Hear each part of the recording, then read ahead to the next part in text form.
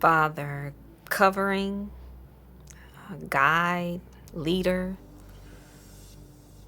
someone who develops and cultivates, protector, someone who gives life. My father, he's someone who I believe just fathered me. I think I can describe him like that. He fathered me. He is someone who is still developing. He's someone who I'm working on friendship with.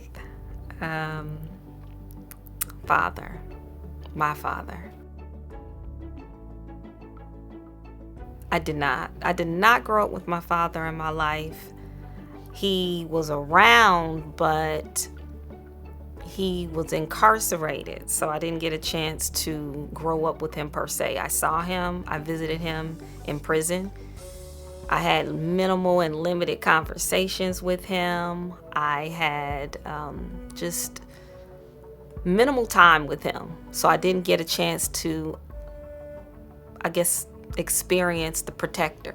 I didn't get a chance to experience the guide and the leader, but I got a chance to actually know who he looked, what he looked like, who he was, and who he is. And so I didn't grow up with him per se, but I am aware of who he is. I spent time with him in limited space.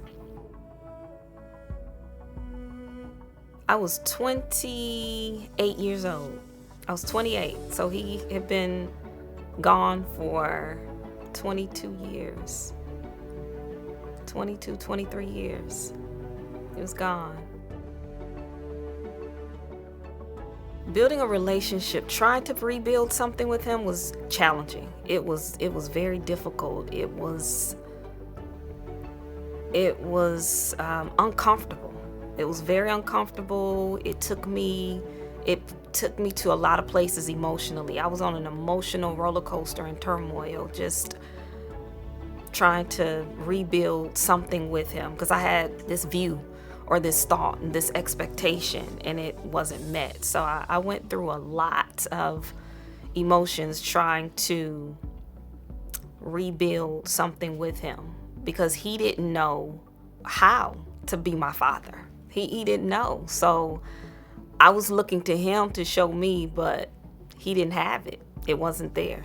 It was very challenging, very difficult. And that being also me being a new Christian, new babe in Christ at 28, that made it difficult, because I was a wildfire. I was ready to rule the world with my new faith in Christ, and I wanted to bring him along with me, and he wasn't ready. I wasn't ready either when I thought about it, as I think about it, as I go back and reflect. Well, it started when I got the news that he was released. Because as a kid growing up, from 5 years old, going through all of my life, the milestones, experiencing all those things, I wanted him there. And so I locked all those memories in, all those events, all those things, and I encapsulated like the emotions, and I encapsulated all of the little details so that I could tell him when he got released. And so when he got released from prison, and like I said, I was 28 years old. I had bought my first house. I wanted him to experience that with me. I wanted him to come down, because he was in the Midwest and I was in the South, and I wanted him to come and visit. And so I had all these expectations of a father, a dad, coming and spending time with me, wanting to hear about my graduation from high school, hearing about my prom. I wanted to share all those things with him, and I had an expectation that we would be father-daughter. We would be daddy and daughter. But those expectations were squashed. They were minimized greatly when we met for the first time, face to face, out of the walls of a prison.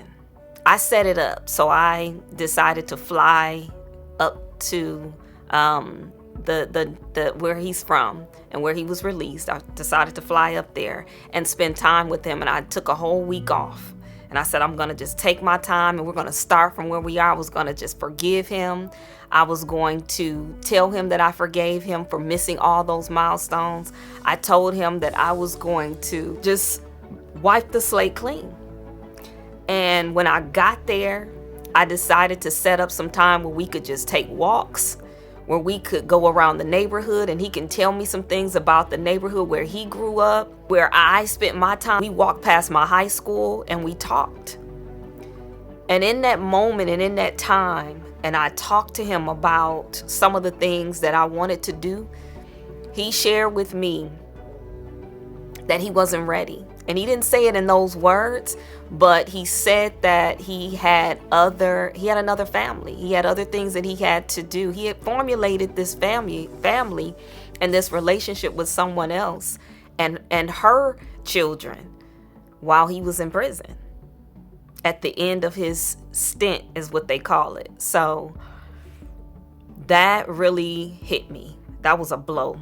That was a major blow to my heart. And I just remember going to the backyard of my mom's house because my mom didn't want to talk to him. And so we were in the backyard, and there were these benches my mom has near the trees in the backyard. And I remember us sitting there. And he was telling me, well, making these promises. And it's almost like I knew he wasn't going to fulfill those promises. And he told me that he had to take care of his girlfriend and take care of those things first. And then he would come and spend time with me and come down and see my new house and come down and we could start then. And unfortunately, that never happened. My relationship with God really helped me embrace him later on, because I'll be honest with you, I was hurt for a long time. I was hurt, I was angry, I was disappointed, and I felt like another blow of rejection. And it just, I was like, come on now, Lord, why did I get this chapter? Why did I get this? Why? And in that moment and in that time, because God is so merciful and because he's grace and he's love, he sent laborers across my path. He sent people in my life. He sent men, and he sent these groups, and he sent all of these things to embrace me and to help me. And he also gave me an opportunity in my heart to say, you need to go to counseling too. You need to go to therapy. And I did. And that helped. But in that, and in my studying on rejection, I learned about the compassion of Jesus. And that right there helped me see the spirit behind my Father. And it helped me to learn to now begin to pray for him instead of being angry with him. And it helped me also heal from rejection and from that second blow of rejection. Because the first one, of course, was when he went off to prison and that whole event that led up to it.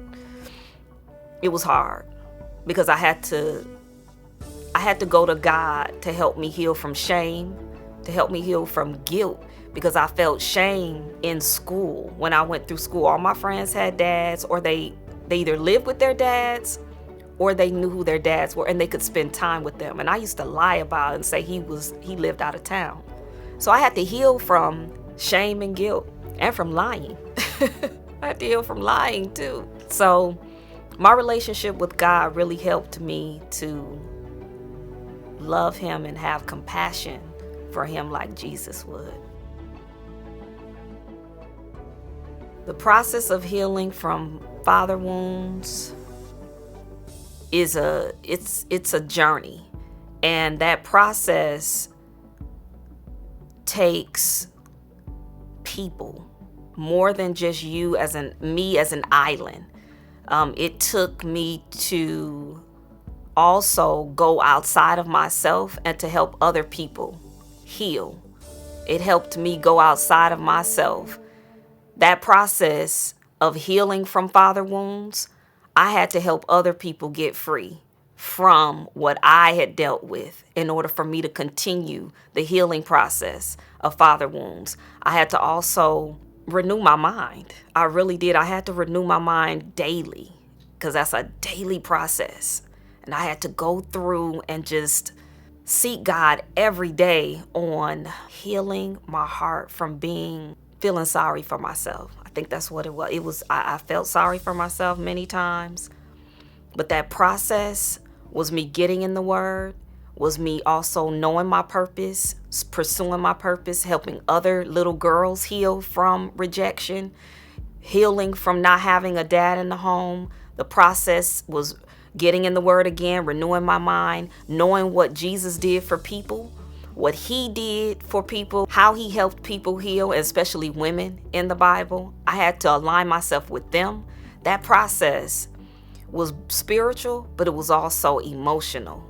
And I had to heal that way and go through a process of not being ashamed of going to people and telling them I have an issue and I need help. Help me with this.